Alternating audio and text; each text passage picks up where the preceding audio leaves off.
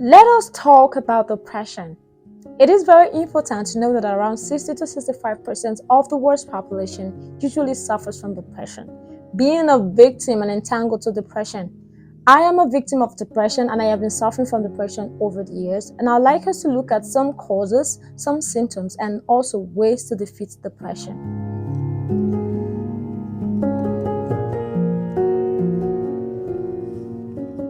Now, I think you're all going to agree with me when I say depression is a mental health disorder that is characterized by persistent feelings and loss of interests, hopelessness, sadness, and activities that was once enjoyed. Well, I would say depression is more than a feeling of going through a lot.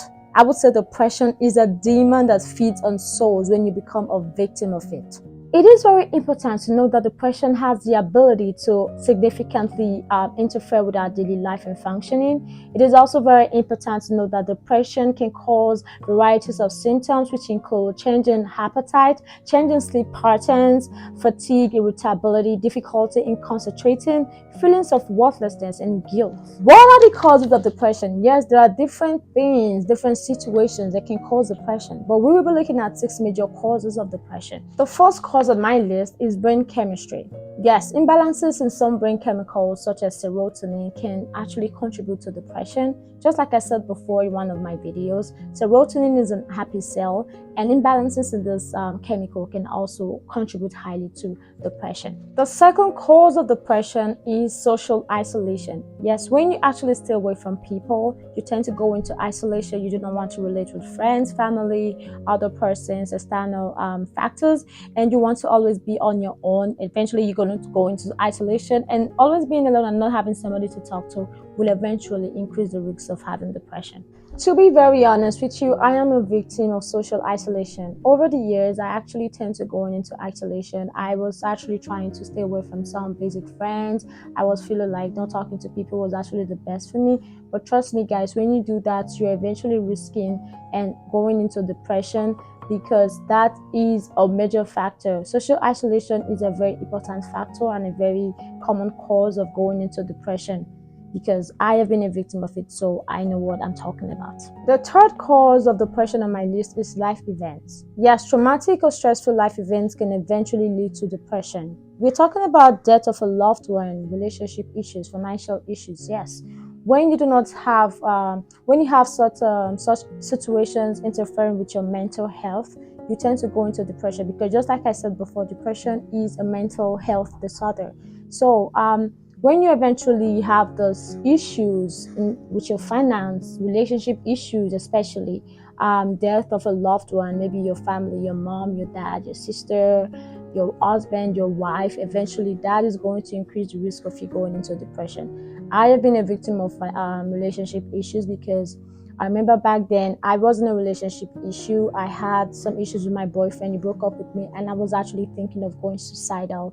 So that can eventually be a major factor of going into depression. The fourth cause of depression on my list is genetics. Yes, depression can run in some families, and also some genes can actually increase the likelihood of somebody falling into depression, because it is in the gene, right? So yes, this is also a very major and common cause of depression, because it eventually runs in the families, and that is somehow inevitable. The fifth cause of depression on my list is chronic medical conditions. Yes, chronic physical health problems can eventually increase the risk of falling into depression, because some chronic medical conditions such as heart diseases, diabetes, cancer can eventually increase the risk of somebody falling into depression, because yes, I'm going to die, I'm not going to live long, I have this health issue. That is already a thing with a person, because you might feel like, oh, I'm already worthless now, I do not have long years, I do no longer have a long life to live in. Yes, and you can already see the person falling into depression and feeling like you are worthless, and that is also a form of depression. The last cause of depression on my list is lack of sleep. Yes, some chronic sleep problems like insomnia can increase the risk of going into depression, because eventually sleep indicates rest of mind, and when you're not resting, you're thinking, and when you're overthinking, you can eventually fall into depression, That is a very, very important factor, because when you do not get enough sleep, when you do not relax, you tend to be stressed out, stressing out yourself, stressing out your brain, your abilities, your immune system, and eventually that will cause depression. Now, there is a very important factor I like us to look at before running down to the ways of defeating depression. We would like to look at some negativities of depression. Yes, depression eventually contributes negative things to our lives, and we'd like to look at some negativities caused by depression. The first negativity we will be looking at is interference with daily life. Yes, depression has the ability to interfere with your routine and tasks as a human. It has the ability to interfere with your work, your school, your social activity, and it is having lots of negative effects in terms of those areas of life. And as a person, you eventually have a goal, a perspective you're working on, and boom, depression just comes around and is already interfering with that, and that is also going to have lots of negative effects on your life as a person. The second negativity is decreased quality of life.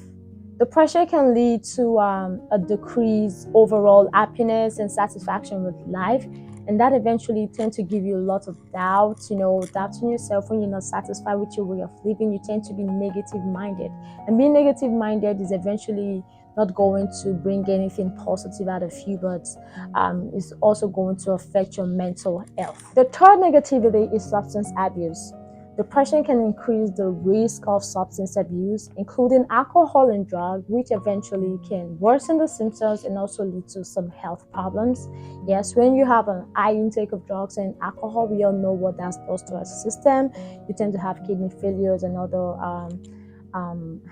chronic health issues from taking too much alcohol and too much drugs. The fourth negativity is strained relationship. Yes, depression tends to strain relationships with family, friends, partners, which can eventually lead to isolation.